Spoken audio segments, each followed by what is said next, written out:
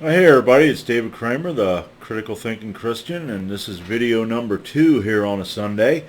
And what I want to talk about this time is I was thinking of the passage in, I don't know which gospel it is, I think it's Matthew.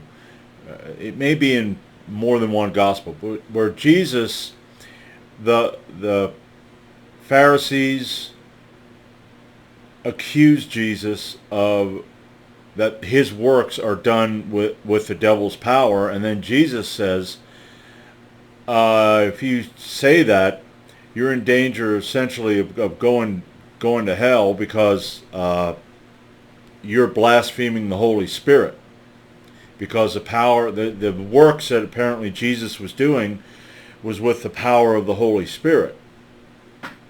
And I was thinking about this for a while, and I thought, now wait a minute. Jesus Christ was essentially a 200% being, because he was 100% God and 100% man.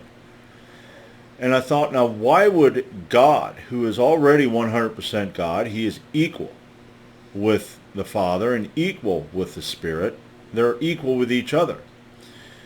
Why would he need a Holy Spirit to work through him? And I went on this site, Desiring God. Desiring God is, what the heck's his name? I won't think of him now. He's a Calvinist, John Piper. John Piper's site, Desiring God. Because I wanted to see what the Christian had to say about this. Well, what they said is that because Jesus Christ was also human, that he needed the Holy Spirit to work through him, to help him to pray, to help him to do miracles, etc. And I was thinking,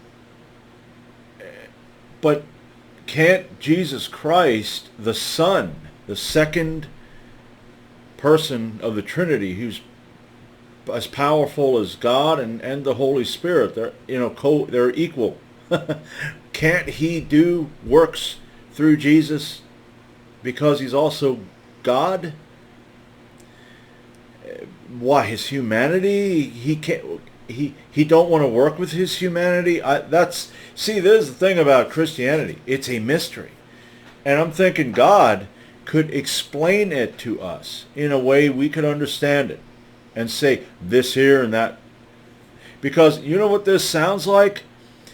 A pantheon, or the polytheistic, which I say the triune Godhead, it's a polytheistic Godhead. It's polytheistic. There's 3 gods.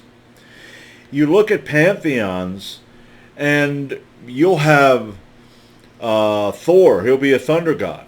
And then you have a goddess of fertility. You have gods of the harvest. You have the God who brings rains. You have a God who is a God of war.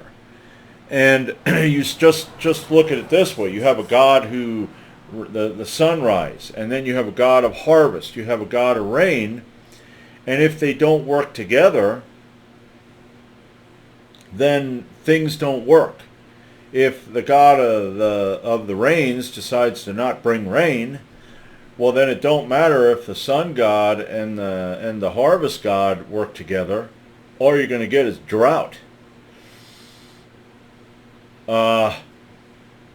This is the thing with Christianity.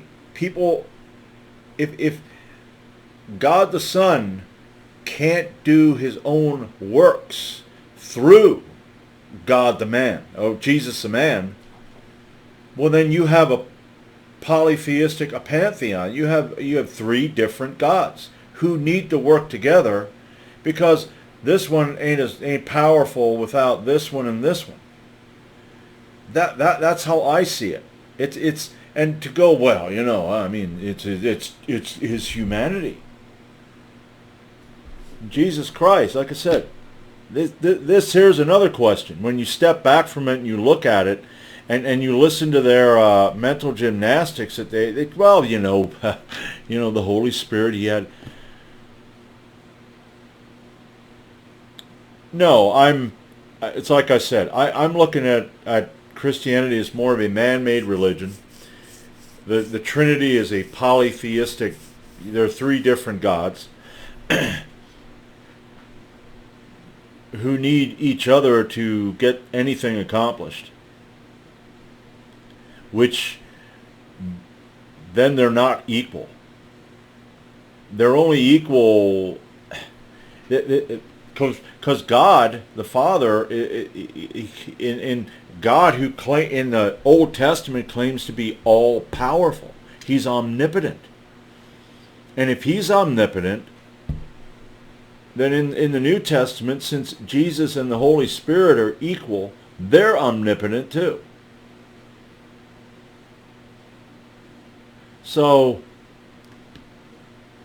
like I said before, it's a polytheistic, three different gods, like Zeus and Apollo and Poseidon. They're different gods who have these different stations, and this guy here can't do this. That's not omnipotent. That's limited. Then there are things that are not possible. So, I think I'm going to entitle this Polytheism Part 2. Because, because I don't see it any other way. There's three different gods here. So, there you go. Think about that. Let me know what you think. And it's confusing. It is. It's a conundrum. But anyway, that's it for this rant. And until next time, I'm David Kramer, the Critical Thinking Christian.